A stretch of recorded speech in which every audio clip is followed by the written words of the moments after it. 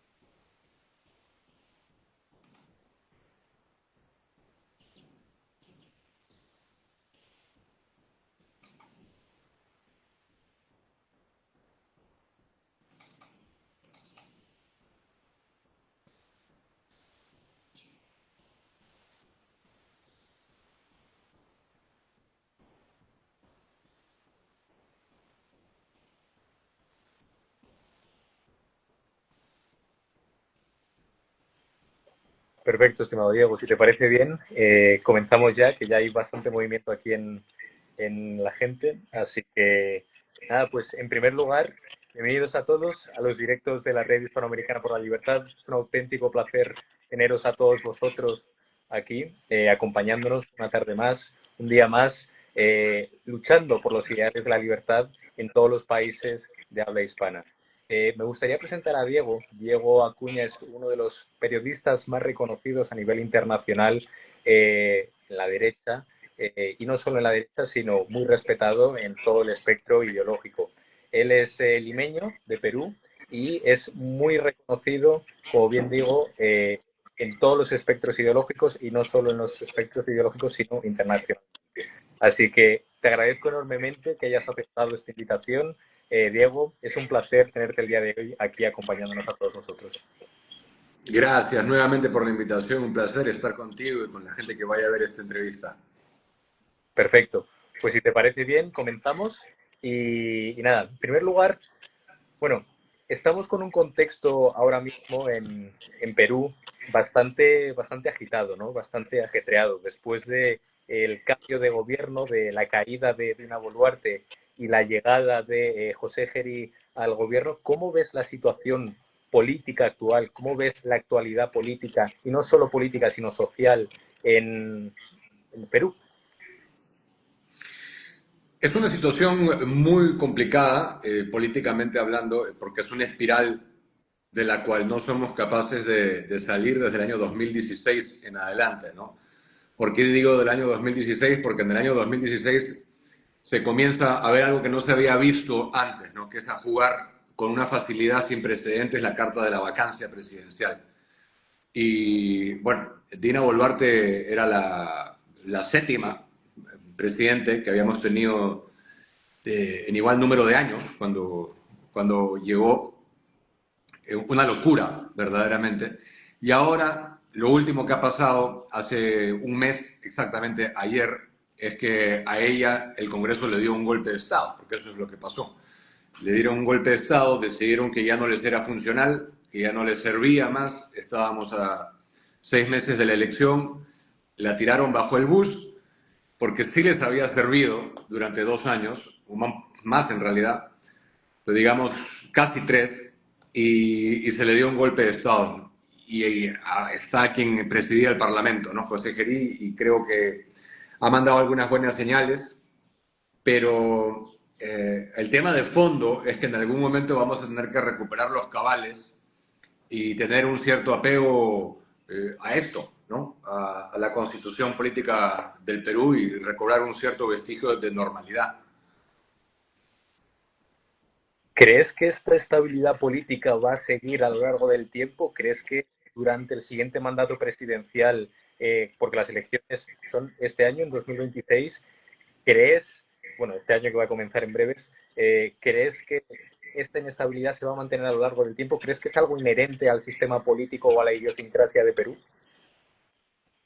Sí, yo creo que la inestabilidad es propio de países que son democracias muy advenedizas, muy frágiles, con instituciones débiles, con altos grados de corrupción.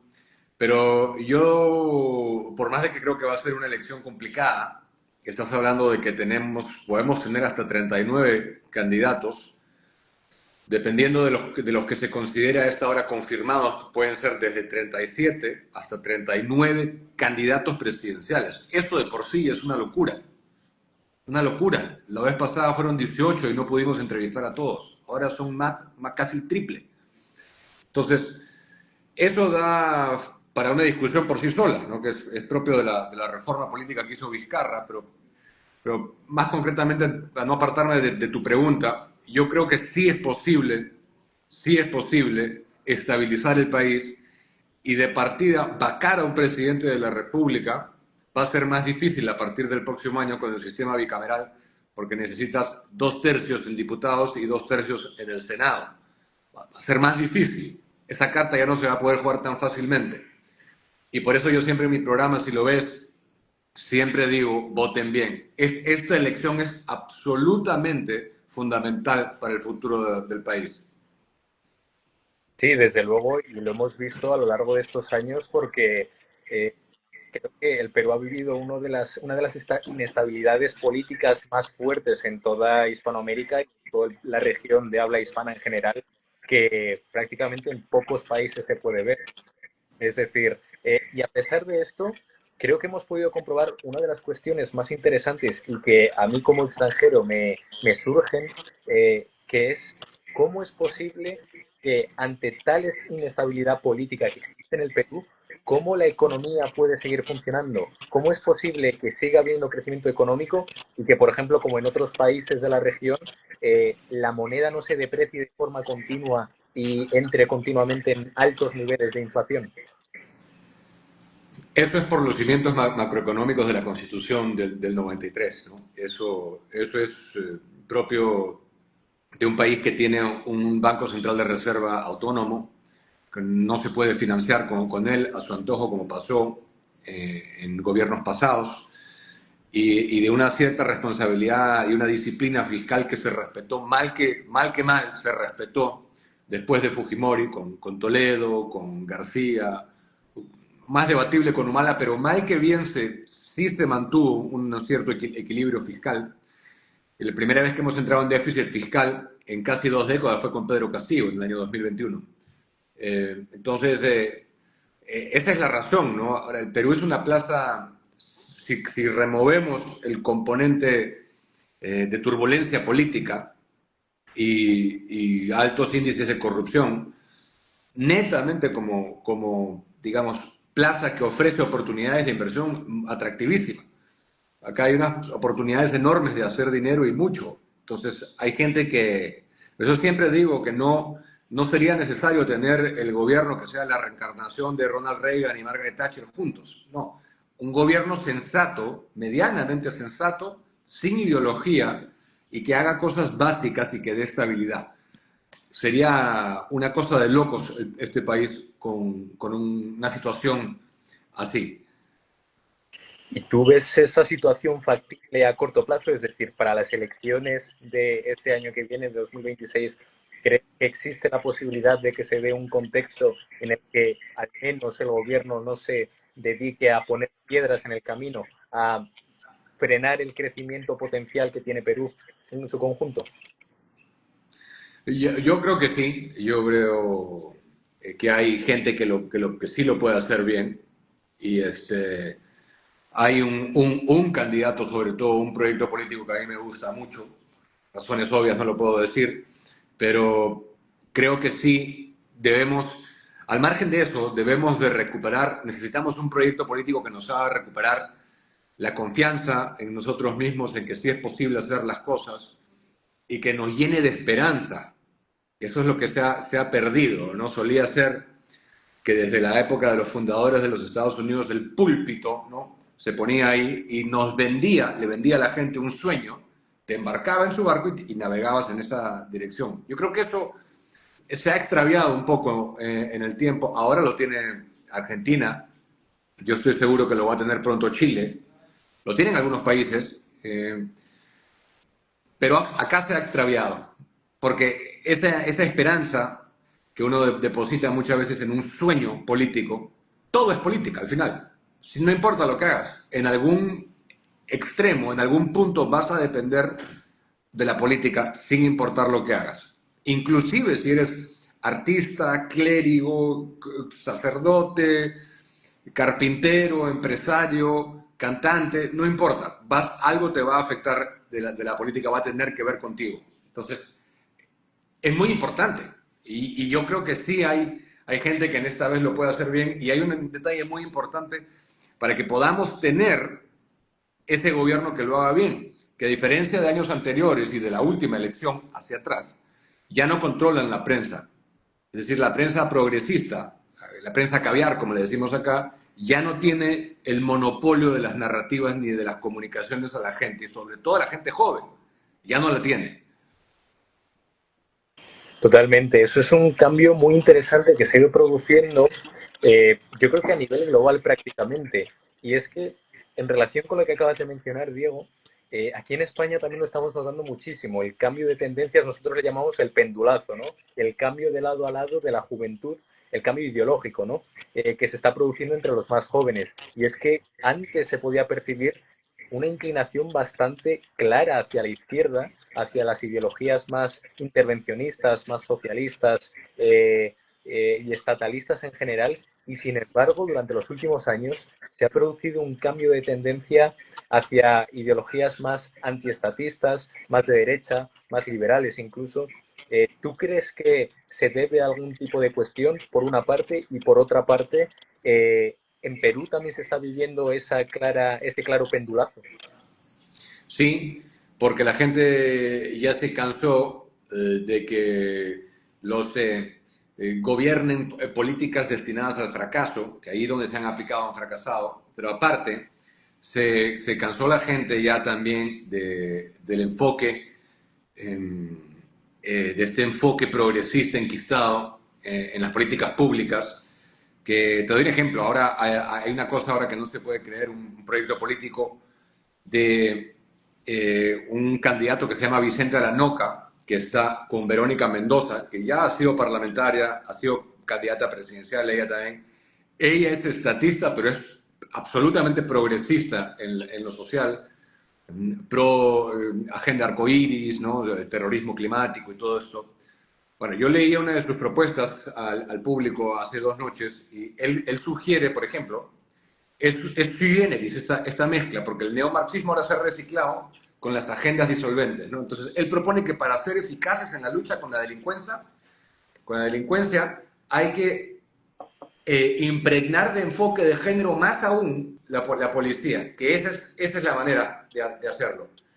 En España esto se ve muy claramente, ¿no? La infiltración de esta ideología progresista. La última vez que he estado en Madrid el año pasado, caminé por la calle y me encontré con el Ministerio de la Igualdad, una cosa que no se podía creer, ¿no? Entonces, hay una fatiga ya de la gente que ha constatado los excesos de estas agendas y quiere solución a sus problemas de verdad. No quiere que se le inventen fantasmas que no existen, falsos conflictos, enemigos inexistentes, sino que quiere, el que no puede comer, quiere comer, el que está enfermo quiere sanar, al que lo matan quiere seguridad para que no lo maten, el que está desempleado quiere poder laborar, cosas sencillas. Eso es lo que se está buscando aquí y para eso no hace falta convocar a ideologías de ese tipo. Totalmente, estamos completamente de acuerdo. ¿Crees sobre todo que es esto perdurable en el tiempo, porque es que a pesar del hartazgo existente y que ahora mismo nos prometemos a nosotros mismos de que no volveremos a caer en esas trampas progresistas, woke, flower power, incluso se podría decir, en las que hemos estado metidos hasta ahora, ¿crees que esto podría durar en el tiempo? Porque al fin y al cabo el ser humano puede volver a cometer esos errores y yo temo que volvamos a caer, que retrocedamos en el tiempo y que caigamos en estos errores del pasado. Bueno, los enemigos de la verdadera libertad, y digo verdadera porque para mí la libertad viene acompañada de la verdad, no puede ser divorciada de la verdad y de responsabilidad. Toda libertad viene con derechos y pero con deberes también. No descansan, no van a descansar. Si se les derrota ahora, como no tienen otra cosa que hacer, van a ver cómo impregnar luego también el aparato público, porque sin eso no existe, ¿no? Yo, ¿cómo me veo forzado yo a aceptar, por ejemplo, que un hombre es una mujer, si así lo decide, por la fuerza del Estado, ¿no? No hay otra. Si no tienes el monopolio de la fuerza, no puedes hacer que otro haga un disparate, así, ¿no? Y someterlo. Entonces no podemos descansar. Lo que ha cambiado es que hay un grupo de personas a nivel internacional, cada uno en sus países, que ya comprenden que la batalla no puede, que es cultural, desde luego, pero que también es espiritual y es una guerra entre el bien y el mal. No se puede detener nunca, ya inclusive si gana un extraordinario gobierno que defienda la vida, la familia, la propiedad privada. No más se puede detener eso porque si no, serás conducido nuevamente hacia la esclavitud. Totalmente, sí. Esperemos que por lo menos ese proceso de ideas woke pueda ser al menos frenado. Esperemos también que revertir y que podamos tener esperanza no solo a nivel nacional, sino a nivel internacional. Una de las cuestiones que me interesaba mucho, que habías mencionado antes, era cómo la prensa anteriormente estaba controlada, la prensa de la izquierda caviar que mencionabas, estaba controlada y que ahora mismo ya no está controlada. ¿Existe algún otro tipo de instituciones ahora mismo en Perú que pueda estar controlada por este tipo de ideologías? Porque aquí en España hemos notado muchísimo la infiltración en distintas instituciones del gobierno actual, ¿no? Del Partido Socialista, que ha intentado colonizar, parasitar un montón de instituciones para poder controlarlas desde dentro y poder beneficiarse de la estructura estatal para perpetuarse en el poder. ¿Existe algo así también en Perú? No sé si exactamente así, ¿no? Pero hay una cosa sobre la cual considero que es importante hacer una precisión. Es correcto lo que sostienes tú de que en teoría, sobre todo en tiempos tradicionales, esas agendas se han infiltrado por la izquierda progresista.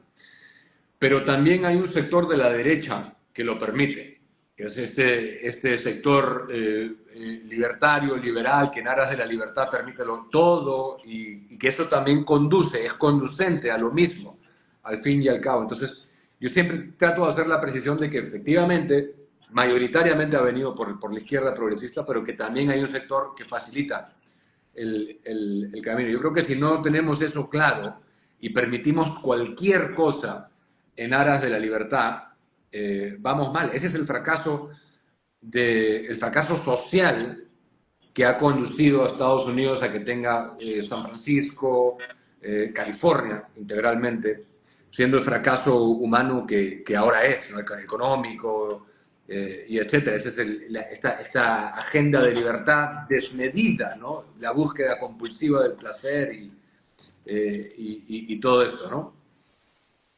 Totalmente, sí, desde luego es esencial. Yo soy muy crítico con algunos liberales que intentan apartar todo tipo de moral, ¿no? De valores, eh, apartarlos de la libertad, ¿no? Porque comparto un montón tu postura de que para que pueda existir libertad también tiene que estar pegada o unida a unos valores tradicionales, más conservadores, que puedan permitir una sociedad estable, una sociedad sólida y que no caiga en libertinaje o que no caiga en errores que puedan alejarlas de un camino virtuoso, ¿no?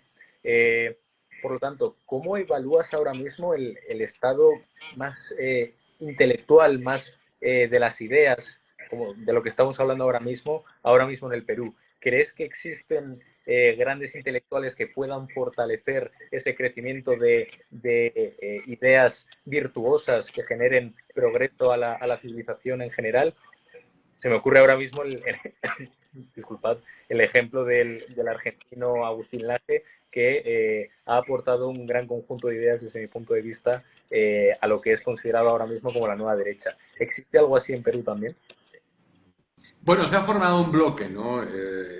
Que es digno de resaltar. Acá tenemos a Miklos Lukács, que tiene una serie de ideas que son muy potentes también, que está calando, a él le está yendo muy bien a nivel internacional, constantemente hace giras, ha escrito libros, etcétera.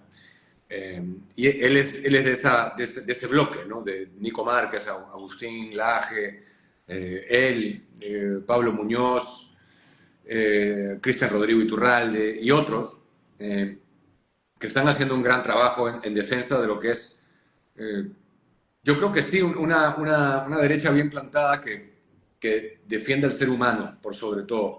Acá se está dando a conocer más y más esto, pero es por lo mismo que te decía previamente, ¿no? Que es porque ya tienen acceso a medios de comunicación que llegan a gente y esas ideas van calando y van calando y van calando. Y yo creo que el primer gran examen va a ser, con toda claridad y honestidad, te lo digo, en esta elección, ¿no? Si algo ha cambiado el clima de opinión verdaderamente, se verá en las urnas, que yo creo que sí, porque todas las métricas lo indican así, ¿no? Pero finalmente uno tiene que integrarse a un vector político, no puede quedarse hablando, al final lo que quieres es lograr el poder y que alguien ejecute desde el gobierno estas políticas, ¿no? Totalmente de acuerdo.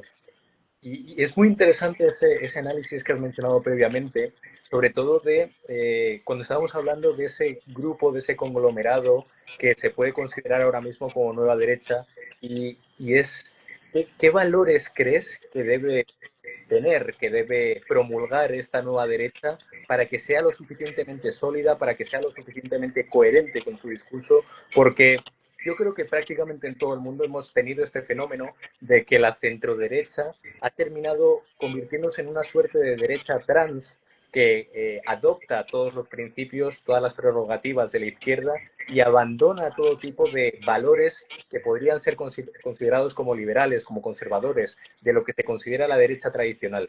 ¿Qué valores debe tener esta nueva derecha? ¿Qué principios debe sostener y por los que debe pelear?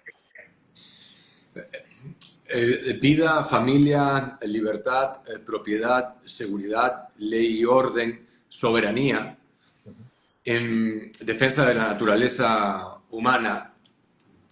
Yo creo que un enfoque meramente economicista no hace una verdadera derecha. Si nos quedamos en el enfoque económico, eso no redondea el bienestar humano por el cual todos debemos velar. Yo creo que hay que plantar cara al progresismo globalista, que es global, por eso se llama globalista.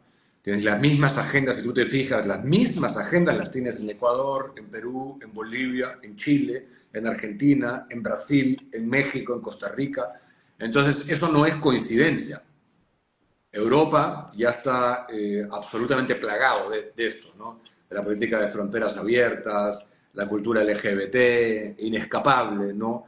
La proliferación del aborto como un derecho sexual y reproductivo, de la muerte por eutanasia que está entrando cual ventana de Overton por todos lados.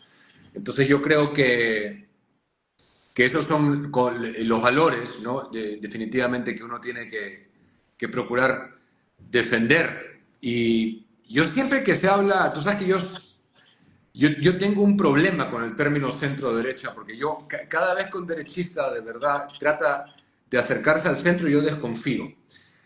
Porque, sobre todo hoy en día, no creo que sea por razones de intervencionismo estatal en temas económicos o políticos, sino que creo que es más bien por un acercamiento a la agendita social, a la adopción de parejas del mismo sexo, de niños que no tienen culpa de nada, o a la manipulación de la figura tradicional del matrimonio, que quieren contractualizarlo, decir que es netamente un contrato entre dos personas, cuando ni etimológicamente ni ontológicamente ha sido así desde la creación de la figura. Es decir, si tú bastardizas, si tú relativizas a tal punto la figura del matrimonio, decir que cualquier persona lo puede hacer, estás anulando la necesidad misma para la existencia de esa figura, que es regular la seguridad de la prole que va a asegurar la especie en el tiempo. Ese es el tema de fondo con el matrimonio puntualmente. Y esos son los valores que considero que la derecha verdadera debe defender y en la cual tiene que plantar cara y desde luego que desde los países de cada quien, digamos, perseverar en la defensa de su soberanía y no permitir la injerencia de organismos ni el atropello ni la regulación global de organismos supranacionales, ¿no? Comparto completamente lo que acabas de mencionar, Diego, y la verdad es que son valores desde mi punto de vista esenciales y que desde luego no pueden ser negociados, ¿no? No deben ser negociables tampoco, ni tranzados por simplemente llegar al poder, porque una de las cuestiones en las que desde mi punto de vista ha fracasado mucho el centro derecha, el mal llamado centro derecha, ha sido en ceder continuamente en sus valores, por llegar tan solo al poder y mantenerse durante unos cuantos años en la poltrona, prefieren ceder ante sus principios, prefieren ceder sus valores antes que defender lo que verdaderamente creen, ¿no? Me ha parecido muy relevante lo que has mencionado también de la soberanía, y es que ahora mismo vivimos en una época en la que los estados en coalición, en colusión con las organizaciones internacionales están muchas veces, en Europa lo notamos muchísimo, asfixiando a las clases medias, a las clases trabajadoras que viven sometidas bajo regulaciones, bajo impuestos, bajo trabas burocráticas que limitan no solo el crecimiento económico, sino la vida de las personas. ¿Cómo crees que este proceso podría ser revertido? ¿Son los estados nacionales capaces de acabar con estas fuerzas que limitan la soberanía nacional y también el poder o la capacidad del individuo de gobernar su propia vida? Sí, claro que sí. Para eso tienes que ratificar tu soberanía, ¿no? Es decir, eh, actualmente, si no me equivoco con la cifra, más del 70% de normas que rigen España son dictadas en Bélgica. Eso no tiene ningún sentido, ninguno. O sea, solamente eso me parece inaceptable. Igual es acá, cuando, no de la misma manera porque no tenemos un parlamento sudamericano ni latinoamericano, pero ¿cómo puedes tú ceñirte por normas que aprobó alguien que tú no sabes quién es, por quien tú no votaste, que no sabes en qué cree? Eso para mí no tiene sentido y es absolutamente intolerable desde la óptica de un soberanista como yo. Entonces la manera de hacerlo es ratificando que o vas a dejar de reconocer eso y te vas a retirar de esos organismos, o sencillamente vas a hacer caso omiso a cosas que consideres que son una vulneración a la política interna, donde van y eligen y emiten políticas públicas los representantes que el pueblo eligió en una elección transparente, a sabiendas de que le está cediendo su libertad, sometiéndose a él en un proceso electoral, en un Estado de derecho representativo, ¿no? Democracia representativa pura y dura. Esa es la manera para mí. Totalmente de acuerdo. Y hablando sobre todo de lo que estábamos mencionando, de abandonar organizaciones internacionales o de limitar su injerencia, su intervención en los estados nacionales, ahora mismo están las cosas muy interesantes en tu país vecino, ¿no? En Chile. Este domingo se celebran elecciones, tanto parlamentarias como presidenciales. Se va a determinar durante los próximos 4 años quién llegará a la Casa de la Moneda, quién va a ejercer el poder en este país. Aprovecho para mandar un saludo a mis amigos del Partido Nacional Libertario, de la Juventud Nacional Libertaria, que forman parte de la Red Hispanoamericana por la Libertad. Recuerdo que somos 20 organizaciones de 13 países hispanohablantes que nos hemos unido en esta defensa de impulsar las ideas de la libertad a ambos lados del Atlántico en español.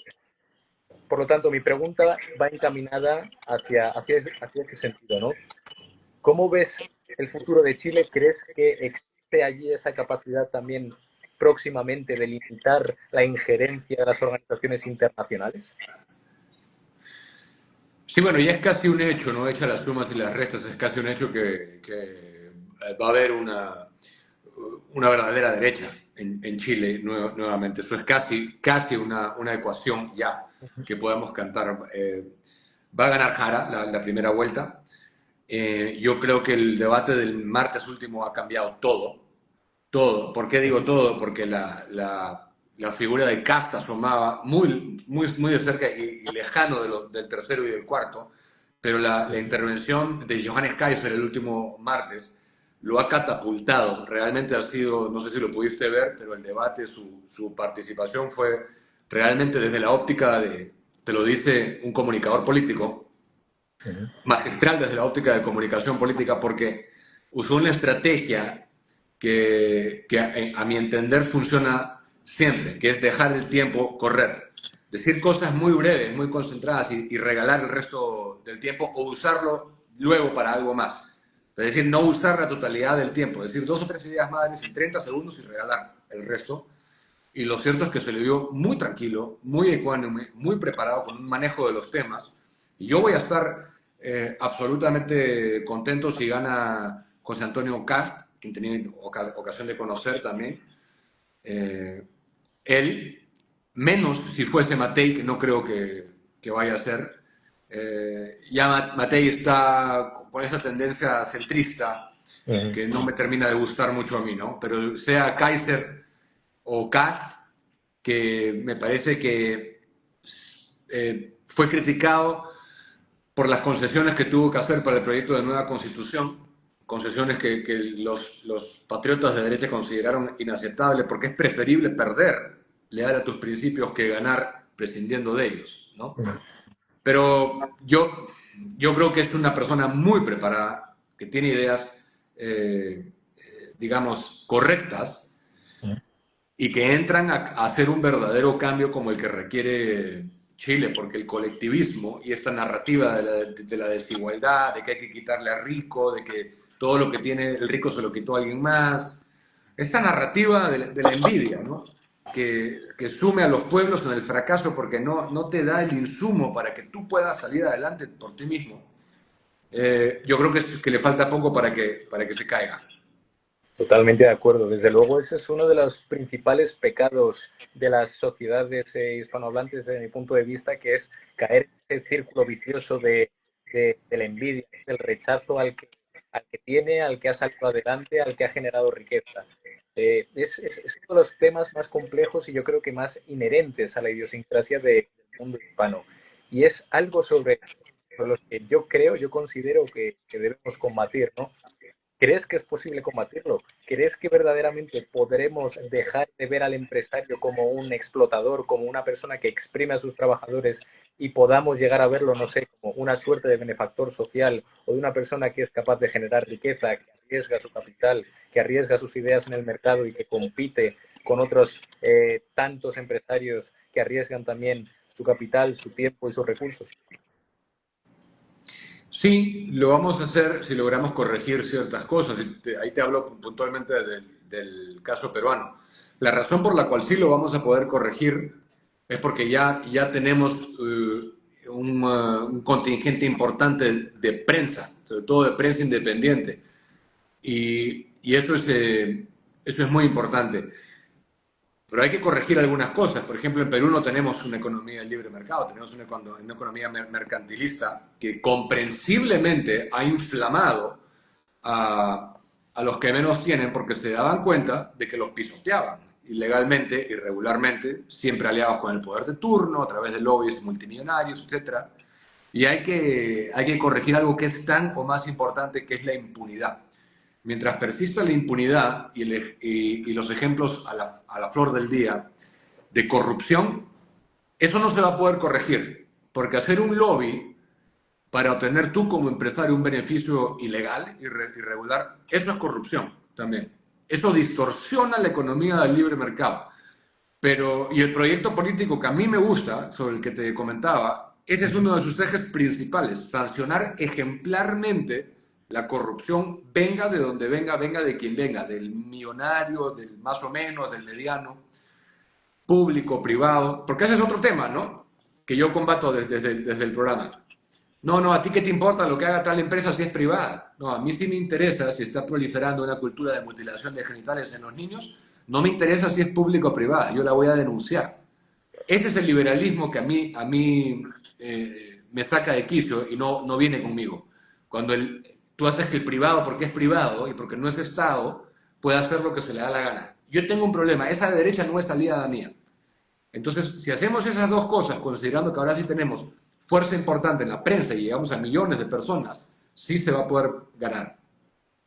Pues esperemos que con este optimismo, con esta capacidad de levantarnos, Diego, de generar esa ilusión, podamos revertir estas ideas tan nefastas que han estado limitando el crecimiento de nuestros países, que han estado oscureciendo la capacidad de nuestras sociedades de salir adelante y de seguir el camino correcto.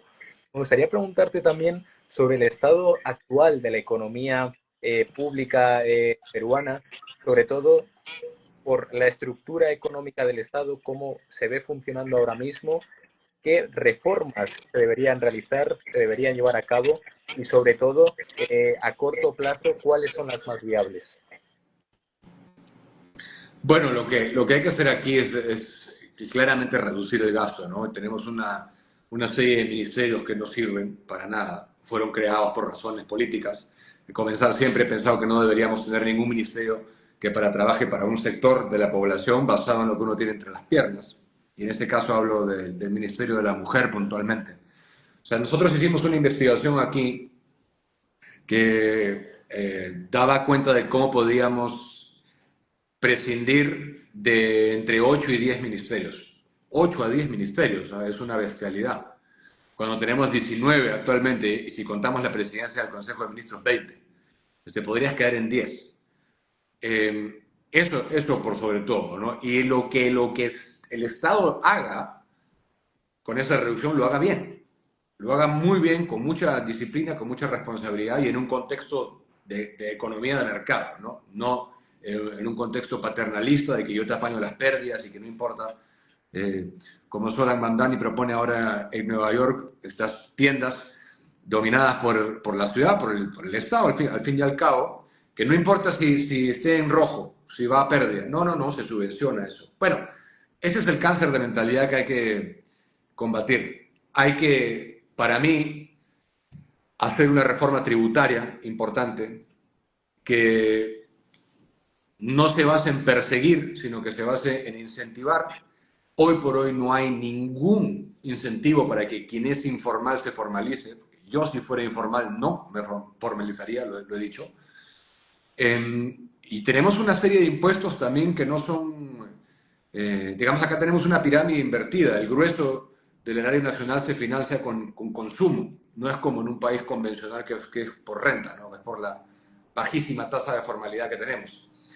Y yo creo que si se reduce el aparato, si se formaliza un poco más el sector, si se bajan impuestos, si se capta inversión, si se genera empleo, se pueden hacer grandes cosas en este país. Totalmente de acuerdo, sí. Yo creo que existe un gran conjunto de barreras estructurales, de barreras políticas que limitan el crecimiento del Perú y de, en general, grandes países que tienen unas capacidades, no solo por recursos, sino por el capital humano, o sea, recursos naturales, sino por el capital humano que tienen dentro de sus países.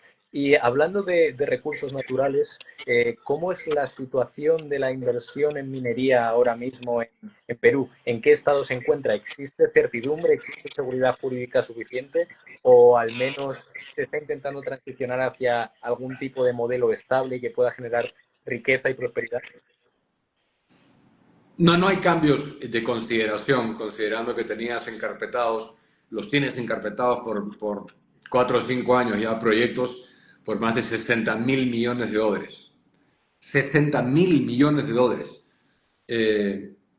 Y no, bueno, una parte fue los conflictos sociales, desde luego, otra parte es la politización, otra parte es la gran corrupción. No, no hay una decisión política, no, pero sí hay una voluntad en un sector de hacerlo.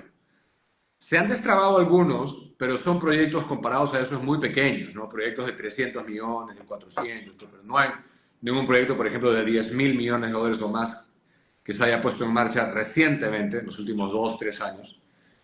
Pero es que lo que te decía, ¿no? Aquí el potencial, si se hace eso con 3 o 4 proyectos mineros y se hermana verdaderamente a la gente, que es posible, porque cuando el que protestaba antes, con toda razón, dicho sea de paso, se dé cuenta que la minería le financia el agro, que la minería le pone la carretera, la escuela de su hijo, el hospital y todo eso, ya va a cambiar el clima social.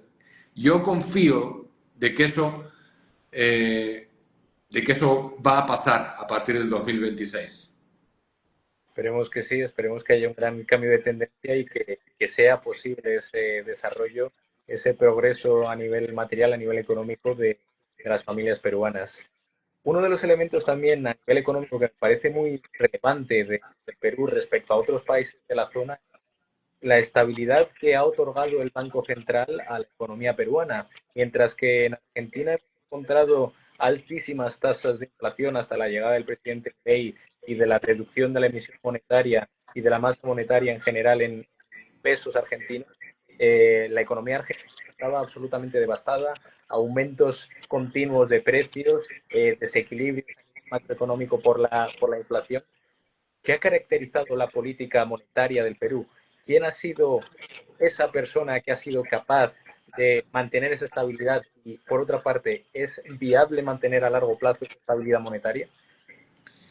Bueno, si lo hemos sido capaces de hacer en gobiernos tan malos y tan ideologizados como el de Pedro Castillo, por más que tuvimos otros gobiernos que fueron muy malos también, como el de Martín Vizcarra, Sagasti, eh, etcétera, ¿no? Yo creo que sí se va a poder a futuro, ¿no? En esa independencia tenemos el presidente del BCR, que es Julio Velarde, es una persona que de, ha logrado hacer una labor estabilizadora en momentos en que, fíjate tú, para que te des una idea, cuando ganó Pedro Castillo, en un plazo no muy largo, se fugaron de aquí 20.000 millones de dólares de gente. Dinero, ¿eh? Dinero real. Dejó el país, 20.000 millones de dólares del sistema salieron. Eh, no es tan fácil recuperarte de eso, ¿no? Porque el que se fue ya no es que confía tan fácilmente y piense que no puede volver a ocurrir. El tema de fondo es el BCR, la autonomía y el buen manejo del BCR, que no se politiza, que ningún político puede tocar, que ningún Ministerio de Economía y Finanzas puede solicitar para financiarse a discreción, es el tema de fondo. Ahora, me había olvidado un punto en el tema anterior de los mineros, que quiero mencionar, porque también los pequeños mineros que han sido estigmatizados y que son empresarios como el que más, desde luego que hay un sector que no pretende cumplir la ley, ¿no? No hablo de ese sector, pero el grueso es gente que sí quiere surgir y que le es muy difícil, porque son iletrados grandes muchos de ellos, cumplir las normas, que son tan burocráticas, tan tediosas, tan para ellos costosas. Si nosotros logramos implementar un sistema de formalización minera, tú no sabes lo que pasaría con el PBI de este país, que el Estado acompañe y que sea cumplible en 3 pasos. El otro, y que demore nada, 2 semanas, ya está. Este país se va como la espuma, porque hay miles de millones de dólares esperando ahí incorporarse a la economía formal de libre mercado, al sistema crediticio. Y lo único que hace falta es, ya te digo, un vector político, un líder, un gobierno, que interprete esta realidad y formule políticas acorde. Sí se puede hacer. Pues desde luego es lo que deseamos desde la Red Hispanoamericana por la Libertad, que exista ese cambio real, que pueda generarse ese progreso, esa riqueza y sobre todo esa transición hacia esa economía de libre mercado que ha sido la que ha sacado a más gente de la pobreza, ha generado más riqueza y más bienestar para la población. Y es, desde mi punto de vista, uno de los principales valores que hay que defender desde la derecha y, por otra parte, purgar el otro lado de la moneda, que es el socialismo del siglo XXI. ¿Crees que el socialismo del siglo XXI está derrotado? ¿Crees que está ya los últimos coletazos después de la caída del gobierno de los partidarios de Evo Morales en Bolivia? Probablemente la caída de Boric este domingo, bueno, o de los partidarios de Boric, porque Boric ya está absolutamente defenestrado.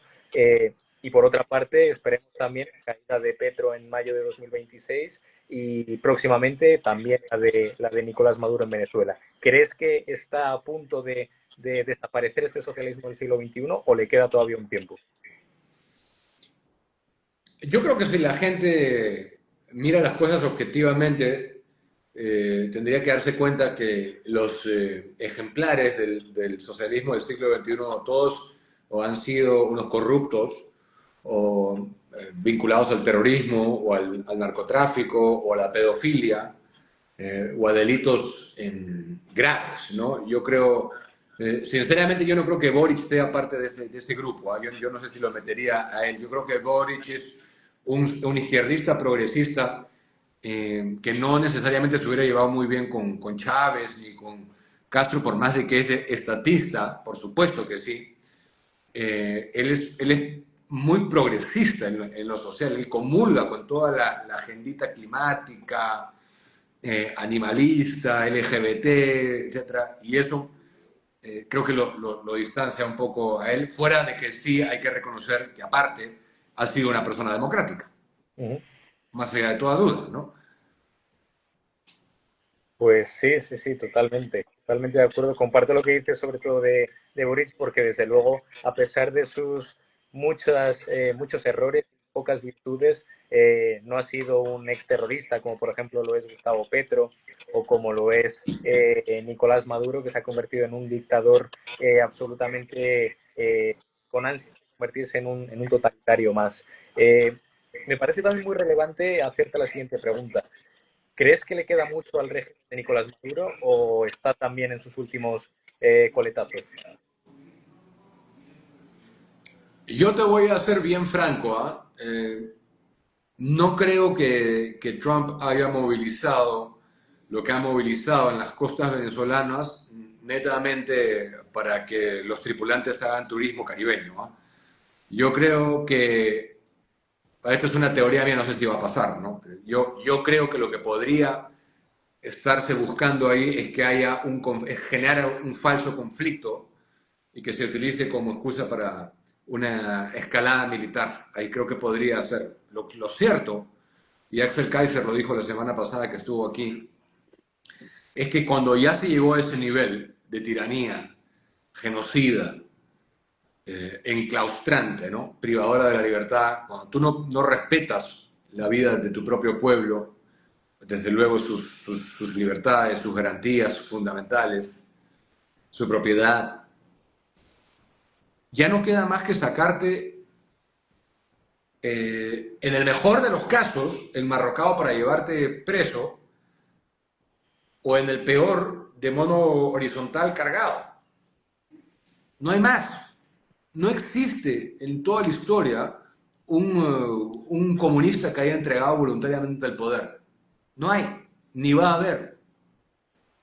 Totalmente de acuerdo con esta última reflexión que haces, porque desde luego, si algo ha caracterizado a los gobiernos comunistas y socialistas varios es su deseo por mantenerse en el poder, por controlar todas las estructuras e instituciones del Estado. Y creo, considero y comparto completamente lo que has dicho, Diego, que el gobierno de Nicolás Maduro no va a ser la excepción. No va a abandonar el poder por la vía pacífica, no va a ceder ante las peticiones del pueblo venezolano, que ya mucho ha sufrido por las políticas que ha venido realizando el gobierno primero de Chávez y posteriormente de Nicolás Maduro. Ahora, habiendo dicho eso, yo no soy un gran creyente en la oposición venezolana, al menos la representada en María Corina Machado y en Edmundo González. No soy de la facción que se esperanza mucho con ellos, creo que es disidencia controlada, creo que es una oposición absolutamente funcional al régimen. Así que si bien desearía que existiera una intervención militar para que se libere al pueblo venezolano, no considero que sean verdaderos opositores ni Edmundo González ni María Corina Machado. Bueno, es desde luego uno de los temas más candentes que se han tratado o que se han debatido durante los últimos meses y es interesante escuchar sobre el tema porque dar tu opinión sobre este gran debate es siempre productivo, siempre enriquecedor. Eh, por otra parte, eh, prácticamente acabando la entrevista y por darle una visión más general al futuro de la región hispanohablante, ¿crees que se va a terminar derechizando? Porque a pesar de que gran parte de la región de Sudamérica, tenemos por ejemplo el caso de Argentina, tenemos el caso de Paraguay, tenemos el caso de Bolivia, tenemos próximamente seguro el caso de Chile, de Colombia, que muy probablemente acabe ganando la derecha, porque su sociedad es eminentemente conservadora, es posible que todo hispano, toda la región en general hispanohablante, porque bueno, también tenemos el caso de España, que gobierna el PSOE desde hace ya un gran periodo. Por otra parte tenemos en México a Morena con Claudia Sheinbaum, o incluso Nicaragua con el régimen sandinista. ¿Podrá Hispanoamérica y la región hispanohablante en general liberarse de las cadenas socialistas? Yo creo que sí, yo creo que sí, yo creo que la derecha ahora tiene que ser mucho más sabia que antes, porque la derecha ha sido muy bruta en términos políticos y sobre todo de manejo de narrativas. Nunca ha entendido el peso y la importancia de la comunicación política. Siempre han pensado que todo eran números y crecimientos económicos y PBIs y exportaciones e importaciones e impuestos, cuando no es así. La nueva derecha que tiene que surgir es una derecha conectada con los problemas reales de la gente, de tono fácil de entender. Creo que ya la época de los discursos pesados, complicados, ya quedó atrás. La gente no quiere eso. La gente quiere solución a sus problemas básicos. Quiere seguridad, quiere infraestructura, quiere libertad, quiere economías que funcionen, quiere que quien comete delitos sea castigado. Quiere cosas que son muy tradicionales de Occidente y que nos ha sido robado. Y nos ha sido robado porque no porque nos hayan llevado obligatoriamente, sino porque lo hemos permitido. Porque parte del cáncer de Occidente es su buenismo constante para tratar de satisfacer a todo el mundo y evitar la discordia con algunos sectores. No poder fajar cara y decir, no, esto no se va a hacer porque es incorrecto, o no, está bien que tú a veces estés triste, o está bien que tú tengas un problema y que te tengas que esforzar por... Este tema de dar trofeos al puesto número 8, al noveno, al décimo, que nadie se sienta mal, el tener que recibir a todos, la tolerancia eterna, ese es el cáncer de Occidente. Y si no hacemos lo que está haciendo en este momento Estados Unidos, en España Vox, Claudia Meloni en Italia, lo está haciendo, bueno, todos los que te he nombrado anteriormente, lo está haciendo Le Pen, lo propone AFI, por más de que AFI tiene algunas cosas que son un poco extrañas y poco ortodoxas, lo va a hacer la nueva premier japonesa. Si no hacemos eso, nos podemos olvidar de Occidente como lo conocemos. Nos podemos olvidar. Eso es aplicable a la realidad latinoamericana también. Acá tenemos casi 2 millones de venezolanos. No podíamos atender competentemente a los nuestros, pero en aras de este buenismo tolerante, Pedro Pablo Kuczynski dijo que había que abrir las fronteras en 2016 y vengan todos. Y hasta ahora no salimos de eso y tenemos una ola migratoria. Hoy, esta noche, voy a dar cifras actualizadas sobre el problema delincuencial que tenemos de ciudadanos venezolanos en el Perú. Eso no tiene sentido. O tenemos, esta es una frase del presidente Trump, o tenemos un país o no lo tenemos. O tienes una frontera o no. O tienes leyes o no. Occidente se funda en leyes y en una herencia cultural y religiosa cristiana. Totalmente de acuerdo. Y es justo lo que acabas de mencionar, me parece muy interesante, porque además de la batalla cultural que existe, yo creo que es muy relevante también mencionar que existe una batalla espiritual, ¿no? Es decir, algo mucho más profundo incluso que nos genera la capacidad de discernir entre el bien y el mal, ¿no? Entre la verdad y la mentira, entre lo bueno y lo malo, entre lo feo y lo bello, ¿no? Eh, ¿Crees que existe verdaderamente esa batalla espiritual? ¿Compartes esa idea? Sí, es una batalla espiritual, eh, más que cultural o de cualquier tipo, ¿no? Porque cuando tú ves que se está asesinando a gente que no puede defenderse, que se está promoviendo una cultura de la muerte, que se está anulando las facultades reproductivas de niños, que se está distorsionando totalmente la naturaleza humana, eso ya estás hablando de una actividad satánica, absolutamente. Entonces es, al fin de cuentas, una batalla entre el bien y el mal. Totalmente de acuerdo con lo que acabas de mencionar, Diego. Como última pregunta, ya para cerrar esta gran entrevista, que estoy seguro de que todos los oyentes están disfrutando y que, bueno, se van a penar de que pero mi pregunta final es, ¿cómo ves Perú dentro de 5, 10 o incluso 15 años? ¿Cómo ves Perú a largo plazo? ¿Crees que va a ser capaz de liberar este tipo de gobiernos nefastos que han frenado su potencial? ¿O crees que lamentablemente va a seguir encadenado? Mira, vale la pena soñar, ¿no? Yo creo que es difícil dar una respuesta porque yo personalmente soy muy desconfiado de los organismos de los tres organismos que componen el sistema electoral peruano, ¿no? Jurado Nacional de Elecciones, OMPE y RENIEC, desconfío mucho, mucho de ellos. Entonces, si es que podemos votar tranquilamente y se respetan los resultados electorales, creo que tenemos grandes probabilidades de que acceda a un gobierno que lo pueda hacer bien y, para comenzar, que termine su periodo, ¿no? Y de 5 años estar sacando un balance positivo de progreso objetivo. Totalmente. Pues, Diego, te agradezco enormemente este tiempo que nos has dedicado a los jóvenes libres del mundo hispanohablante, a los jóvenes de la Red Hispanoamericana por la Libertad, y aprovecho también para recordar a todos los que nos están escuchando ahora mismo que la Red Hispanoamericana por la Libertad es una organización internacional formada por 20 organizaciones de 13 países hispanohablantes que buscan defender, impulsar y promover los valores que han hecho de Occidente la civilización más importante y más próspera de la historia. Queremos compartir todas nuestras ideas con vosotros, queremos impulsar a nuestras naciones que se conviertan en distintos oasis o que sean capaces de generar un gran mar de prosperidad y por lo tanto os invitamos a todos a seguirnos, a formar parte de nuestra comunidad y a seguir impulsando las ideas que generan prosperidad y generan riqueza en nuestras sociedades y en nuestras naciones. Gracias, Diego.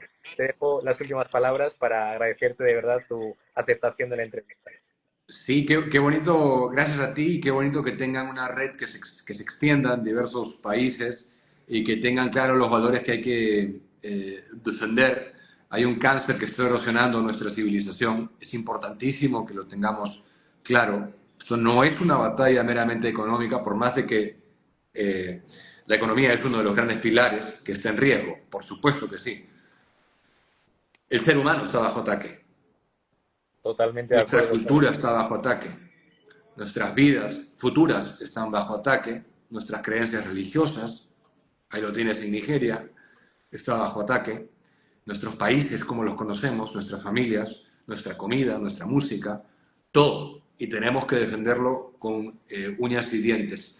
Así que termino agradeciéndote y un saludo a todos los que se han conectado, gracias, y a todos los que lo verán luego también cuando lo cuelgues. Efectivamente. Pues gracias de verdad, Diego. Esta es tu casa y quedas permanentemente invitado a seguir formando parte de esta comunidad de la que ya te consideramos uno de los miembros de honor. Gracias, Diego. Gracias a todos los que nos habéis escuchado y nos vemos próximamente en futuras entrevistas de la Red Hispanoamericana por la Libertad. Un cordial saludo a todos. Gracias, Miguel. Gracias. Saludos a todos los que están comentando ahí. Muchísimas gracias y buenas tardes.